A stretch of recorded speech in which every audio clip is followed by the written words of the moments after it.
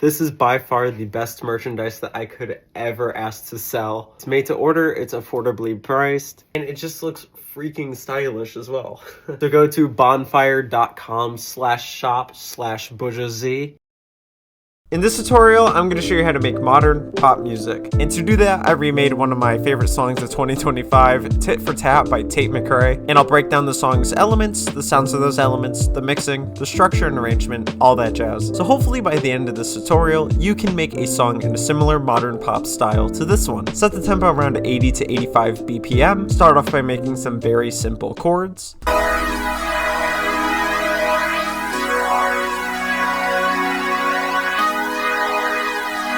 So I created these chords using chord.com, the legacy version, and all that does is just give you some chord progressions based on the key that you input in there, and it gives you the notes in each chord and stuff, so it's really useful. But basically this is just the same chord 3 times over here with a different chord in the middle, and I just added another note to make this a 7th chord over here. But quite literally, this is all you need. It's just very simple chords with a very simple progression. It's just the same note lengths, 1 bar each. I used 4 presets to accomplish this sound. I used this Vital preset from MHA's Vital Sound Bank Volume 2, this one from MHA's Vital Sound Bank Volume 3, this one over here from the same sound bank, and then a strings preset from Flex to kind of just fill up the background of that as well.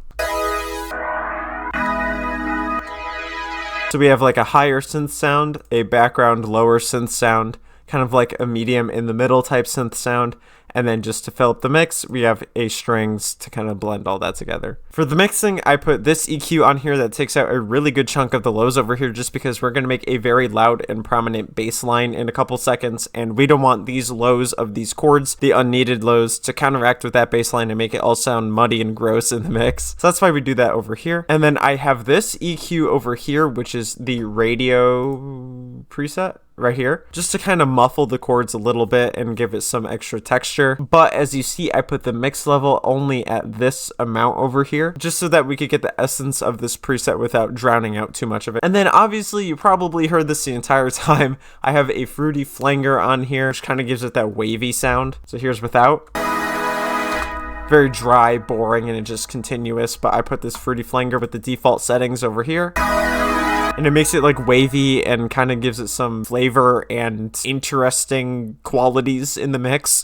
Next, take the bass notes from those chords and put them into some bass presets. So this is what I have for the bass over here. This is what I made.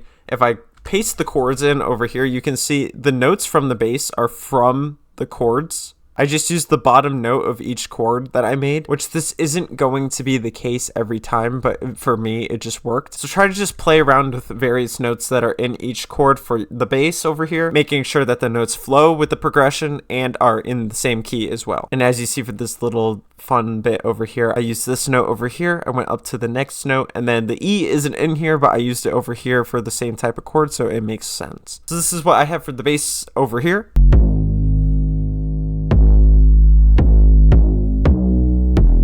I used 4 presets to accomplish the sound. I used this low rumble respace type thing from MHA's Vital Sound Bank Volume 2, this 808 from MHA's Vital Sound Bank Volume 3, and then 2 808 presets from Flex. I used this one over here and this one down here.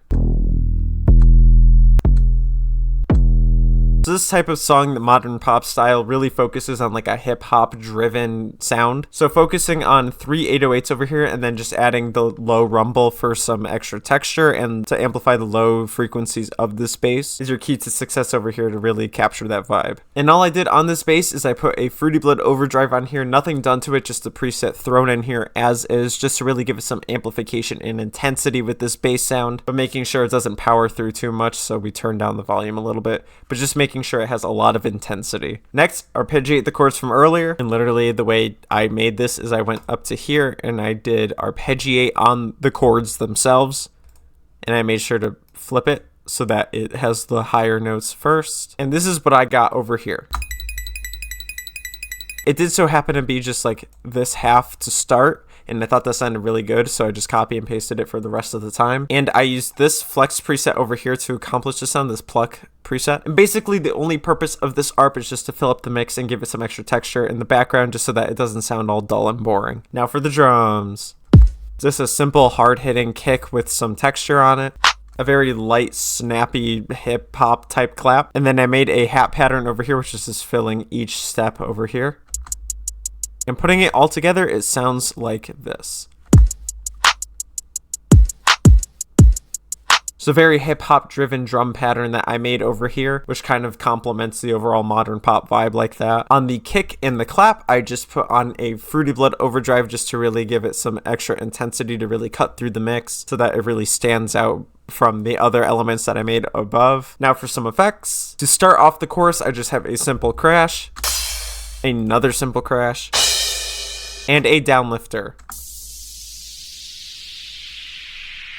So these two over here serve the purpose of introducing the chorus and making it hit hard on that first stab of all the instruments coming in. And then this downlifter over here is just to really fill up the mix and give it some extra decline from this first impact over here. Give it some extra background as well.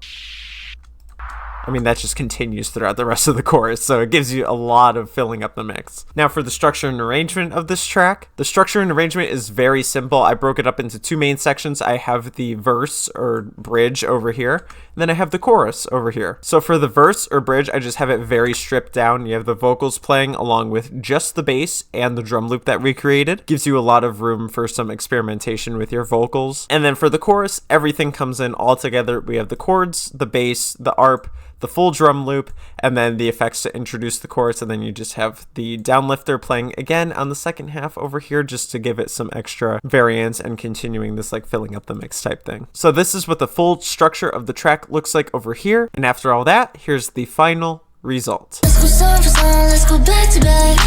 Let's go tip for tap, all you asked for that. That's the best you got, was a good one.